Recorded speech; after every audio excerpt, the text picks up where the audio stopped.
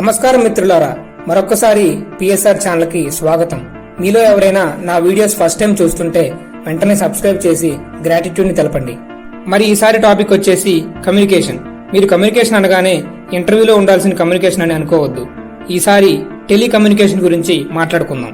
ఈ టాపిక్ ని ఎందుకు తీసుకున్నానంటే 4 రోజుల క్రితం మన ఇండియా ప్రభుత్వం స్పెక్ట్రమ్ ని యాక్షన్ కి పెట్టింది. అందులో జియో, ఎయిర్టెల్, వోడాఫోన్ మరియు వేరే ఆపరేటర్స్ అందరూ వేలంపాట పాడారు. స్పెక్ట్రమ్ ఏంటబ్బా, ఇదేదో కొత్తగా ఉందని కన్ఫ్యూజ్ అవ్వద్దు.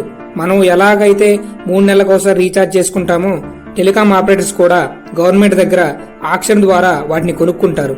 కాకపోతే వాళ్ళు 20 సంవత్సరాలకు ఒకేసారి కొనుక్కుంటారు. స్పెక్ట్రమ్ యొక్క మొత్తం ధర వచ్చేసి 3,42,000 కోట్లు. కానీ ఆక్షన్ ముగిసేసరికి టెలికాం ఆపరేటర్స్ అందరూ కలిసి కొన్నది 77,000 కోట్లు మాత్రమే. ఆ 77,000 కోట్లు కూడా జియో ఏకంగా 57,000 కోట్లు పెట్టి స్పెక్ట్రమ్ ని కొన్నది. అసలు స్పెక్ట్రమ్ అంటే ఏంటి? ఈ స్పెక్ట్రమ్ ని టెలికాం ఆపరేటర్స్ అంత డబ్బులు పెట్టి ఆక్షన్ లో ఎందుకు కొంటున్నారు? అదేవిధంగా మనం మాట్లాడినప్పుడు మన ఫోన్ నుంచి వేరే ఫోన్ కి ఎలా సిగ్నల్స్ వెళ్తున్నాయి, ఆ సిగ్నల్స్ ఈ టెలికాం ఆపరేటర్స్ ఎలా పంపిస్తున్నారు, ఇలాంటి విషయాలన్నింటినీ మీకు చెప్పాలనుకుంటున్నాను. ఈ ఇన్ఫర్మేషన్ మొత్తం మీకు పూర్తిగా అర్థం కావడానికి నేను 2 వీడియోలు చేద్దాం అనుకుంటున్నాను. ఇందులో ఫస్ట్ వీడియో ఈ వీడియోనే. మరి ఇంకెందుకు ఆలస్యం, వెంటనే స్టార్ట్ చేసేద్దాం.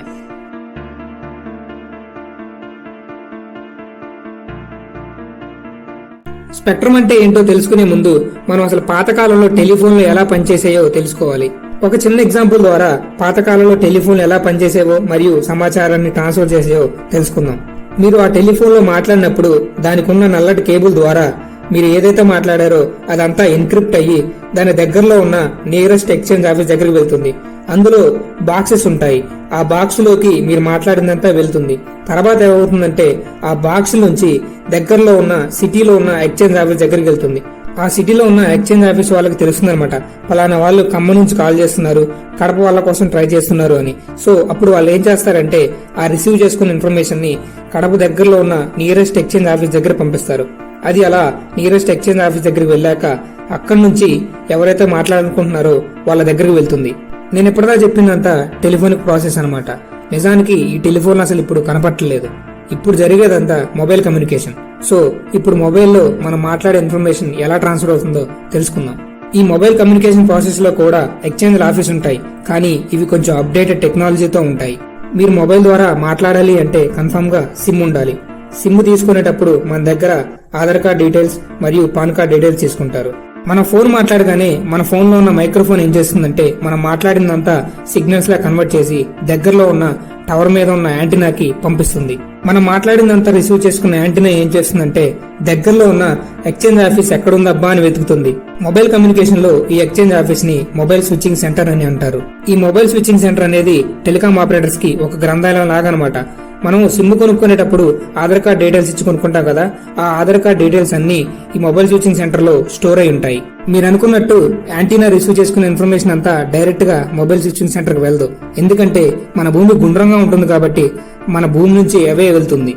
సో అందువల్ల ఏం చేస్తారంటే మీరు సరిగా గమనిస్తే టవర్ కింద పెద్ద ఫైబర్ ఆప్టిక్స్ ఉంటాయి. సో యాంటీనాస్ రిసీవ్ చేసుకున్న ఇన్ఫర్మేషన్ అంతా ఆ ఫైబర్ ఆప్టిక్స్ ద్వారా దగ్గరలో ఉన్న మొబైల్ స్విచ్చింగ్ సెంటర్ కి పంపిస్తారు. నిజానికి అందరూ ఏమనుకుంటారంటే మనం మాట్లాడుకునేదంతా వైర్లెస్ అనుకుంటారు.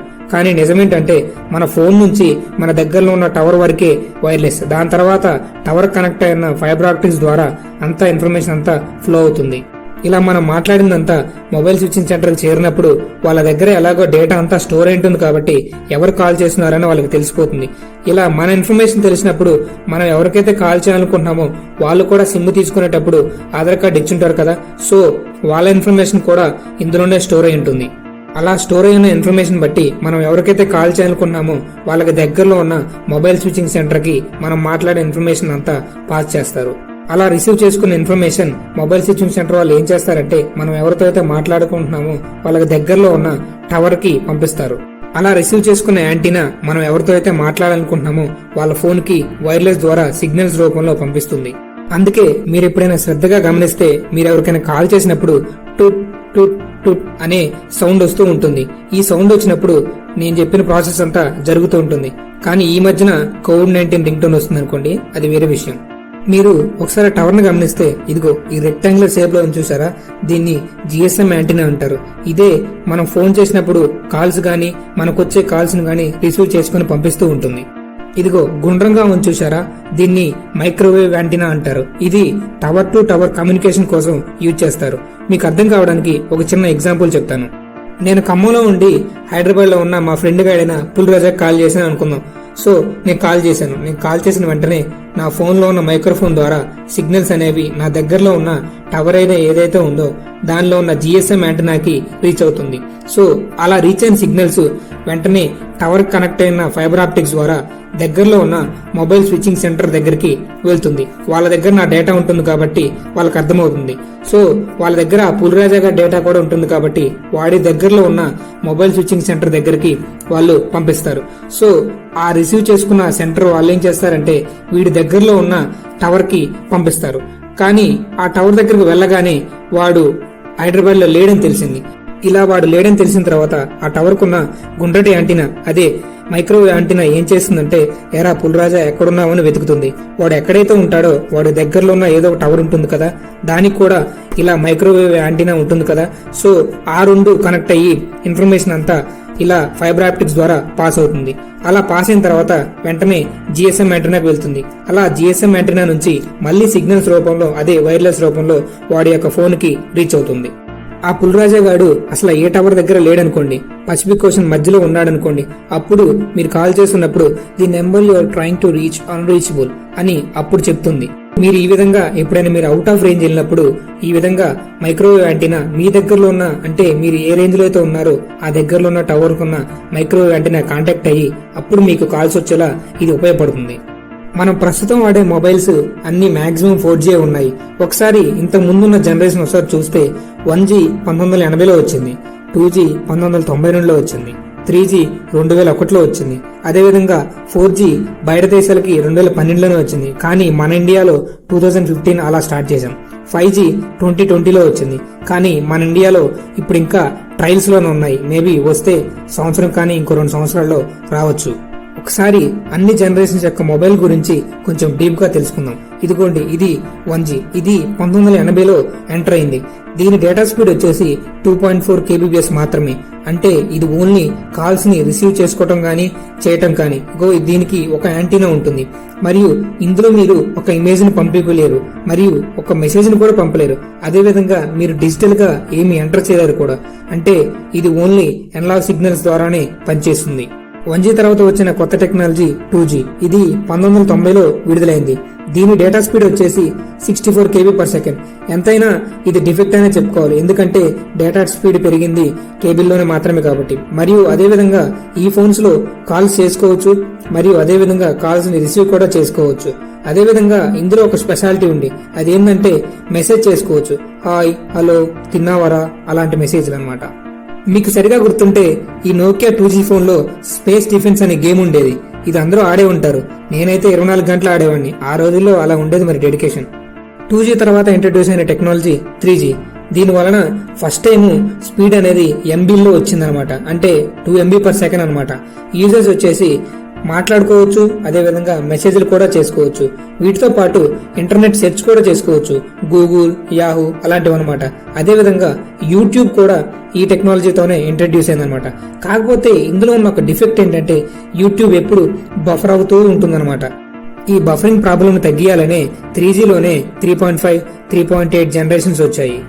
3G తర్వాత వచ్చిన టెక్నాలజీ 4G. ఇది మన ఇండియాలో పెద్ద రెవల్యూషన్ అనే చెప్పుకోవాలి.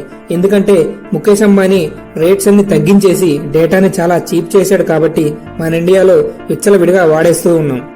ఈ 4G టెక్నాలజీలో స్పీడ్ వచ్చేసి ఏకంగా 100 MB/s అనమాట. ఇది పెద్ద ఎత్తనే చెప్పాలి 3G నుంచి, ఎందుకంటే 3Gలో ఓన్లీ 2 MB/s, కానీ ఇందులో 100 MB/s.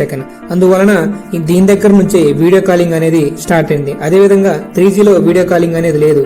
ఇప్పుడు యూజ్ చేసే మొబైల్స్ అన్నిట్లో మాక్సిమం 99% అన్ని 4G హ్యాండ్సెట్సే వస్తున్నాయి. ఇప్పుడు ప్రస్తుతానికి మనం 4G యూజ్ చేస్తున్నాం. ఫ్యూచర్ లో వచ్చేది 5G అనమాట. ప్రస్తుతానికి 5G హ్యాండ్సెట్స్ కూడా మార్కెట్ లో అమ్ముల్లో ఉన్నాయి. అయితే ఈ 5Gలో స్పీడ్ వచ్చేసి 1 GB/s అనమాట. కేవలం డేటా స్పీడ్ మాత్రమే కాకుండా మీరు ఈ టెక్నాలజీలో అదర్ ఎలక్ట్రానిక్ డివైసెస్ కూడా కనెక్ట్ చేసుకోవచ్చు. అదేంటి ఇంటర్నెట్ ఆఫ్ థింగ్స్. మీరు కారు కూడా కనెక్ట్ చేసి డ్రైవింగ్ చేయొచ్చు. అదేవిధంగా మీరు ఎప్పుడైనా టూర్ వెళ్తే ఇంట్లో ఇన్వర్టర్ బంద్ చేయలేదనుకోండి, మీరు ఇంటర్నెట్ ఆఫ్ థింగ్స్ ద్వారా బంద్ చేయొచ్చు అనమాట. అదేవిధంగా మీరు లైట్లు ఫ్యాన్లు కూడా పనిచేయలేదనుకోండి, సో మీరు దీని ద్వారా బంద్ చేయొచ్చు అనమాట. సో మొత్తం డేటా డేటా డేటా అనమాట. 5G అంటేనే ఫుల్ స్పీడ్ డేటా. 5G అనేది ఫ్యూచర్లోది. మనం ప్రస్తుతం 4G వాడుతున్నాం. 4G కూడా ఒక్కసారి ఏమీ డెవలప్ కాలేదు. 4G వచ్చిన మొదట్లో ఏ టెలికాం కంపెనీ గవర్నమెంట్ యొక్క రిక్వైర్మెంట్స్ ని రీచ్ కాలేకపోయింది. సో గవర్నమెంట్ ఏం చెప్పిందంటే, మీరు 4G తీసుకోండి కానీ లాంగ్ టర్మ్ ఎవల్యూషన్ గా కంటిన్యూ అవ్వండి అని చెప్పింది. అందుకే 4G వచ్చినప్పుడు 4G LTE లాగా కంటిన్యూ అయింది. ఇందులో తెలుసుకోవాల్సిన విషయం ఏంటంటే, 4G 2 రకాలుగా పనిచేస్తుంది. డేటా ట్రాన్స్ఫర్ కోసం ఫైబర్ ను వాడుతుంది. అదేవిధంగా వాయిస్ కాల్స్ కోసం రేడియో ఫ్రీక్వెన్సీని యూజ్ చేస్తుంది. ఇలా రేడియో ఫ్రీక్వెన్సీని యూజ్ చేయడం వల్ల నాయిస్ మరియు డిస్టర్బెన్స్ ఎక్కువగా వస్తూ ఉండేవి. మీరు పాత జియో ఫోన్స్ నుంచి కాల్ చేస్తే కాల్ ఎక్కువగా కలవదు. ఎందుకంటే రేడియో ఫ్రీక్వెన్సీని యూజ్ చేయడం వల్ల వాయిస్ అనేది ఎక్కువగా డిస్టర్బెన్స్ అవుతూ ఉంటుందన్నమాట. అలా సిగ్నల్స్ చేంజ్ అయిపోతూ ఉంటాయి. సో ఈ ప్రాబ్లం అధిగమించడానికి రిలయన్స్ వాళ్ళు ఏం చేశారంటే, LTEలో ఎలాగో డేటా స్పీడ్ వెళ్తుంది కాబట్టి వాయిస్ ని కూడా డేటాతోనే పంపిద్దామని చెప్పి కొత్తగా వాయిస్ ఓవర్ LTE అని చెప్పి కొత్త టెక్నాలజీని ఇంట్రడ్యూస్ చేశారు. దీన్ని మనం వోల్ట్ అని అంటాం. మీరు వోల్ట్ మొబైల్లో చూస్తే వాయిస్ అనేది చాలా క్లారిటీగా వస్తుంది. మీరు కాల్ చేసిన వెంటనే కాల్ కనెక్ట్ అవుతుంది. కానీ LTEలో మాత్రం అలా కాదు. కాల్ చేసిన వెంటనే కాకుండా టూ టూ టూ అనే సౌండ్ వచ్చి కొద్దిసేపు ఆగిన తర్వాత కనెక్ట్ అవుతుంది. మీరు ఒకసారి గమనిస్తే పాత ఫోన్లో లేదా LTE ఫోన్లో చూస్తే ఎవరైనా కాల్ చేస్తే డేటా అనేది ఆఫ్ అయిపోతుంది. కానీ ఇందులో అలా కాదు. డేటా మరియు వాయిస్ ఒకే దాంట్లో పంపిస్తారు కాబట్టి ఇందులో ఎన్ని ఫోన్స్ వచ్చినా సరే మొబైల్ డేటా అనేది మాత్రం ఆఫ్ కాదు. 4G ఇంట్రడ్యూస్ చేసినప్పుడు LTE మరియు దాని అడ్వాన్స్మెంట్ వచ్చేసి వోల్ట్.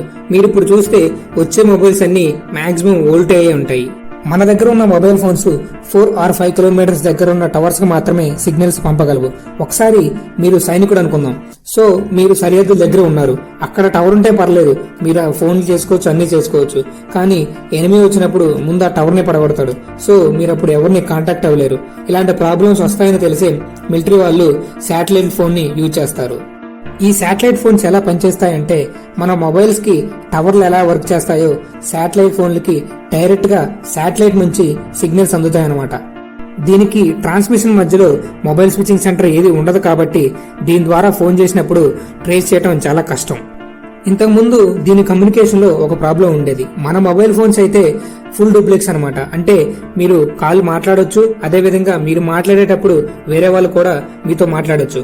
కానీ ఇందులో అలా కాదనమాట. ఇది హాఫ్ డూప్లెక్స్. అంటే మీరు ఎట్ ఏ టైం ఒక్కళ్ళే మాట్లాడగలరు. మీరు ఇటు మాట్లాడుతుంటే అటు ఎవరు వింటున్నారో వాళ్ళు సైలెంట్ గా ఉండాలి. వాళ్ళు మాట్లాడినప్పుడు మీరు సైలెంట్ గా ఉండాలి. దీన్ని ఒక బటన్ తోనే కంట్రోల్ చేస్తారు. మీరు ఇంగ్లీష్ సినిమాల్లో గమనించుంటే ఈ బటన్ నొక్కి పెట్టి ఆల్ఫా, చార్లీ, డెల్టా, ఓవర్ అని చెప్పి ఈ బటన్ వదిలేస్తారు. తర్వాత వినేవాళ్ళు విని మళ్ళీ ఆ బటన్ ప్రెస్ చేసి వాళ్ళు మాట్లాడి ఓవర్ అని చెప్పి ఆ బటన్ వదిలేస్తారు. ఈ శాటిలైట్ ఫోన్స్ సివిలియన్స్ కి ఎలో లేదు. ఇది ఓన్లీ సెక్యూరిటీ ఫోర్సెస్ కనమాట. అంటే మిలిటరీ, నేవీ మరియు ఎయిర్ ఫోర్సెస్ కి. ఇంతసేపు చెప్పి అసలు స్పెక్ట్రమ్ గురించి ఏమీ మాట్లాడలేదని అనుకుంటున్నారా? యాక్చువల్ గా నెక్స్ట్ వీడియోలో దాని గురించి చేస్తాను. మీకు దాని గురించి చెప్పాలంటే ముందు ఇప్పటిదాకా చెప్పిన బేసిక్స్ అన్ని మీకు తెలిసి ఉండాలి. సో మరి ఇది ఫ్రెండ్స్, ఇప్పటిదాకా నేను చెప్పింది ఉన్నారు కదా.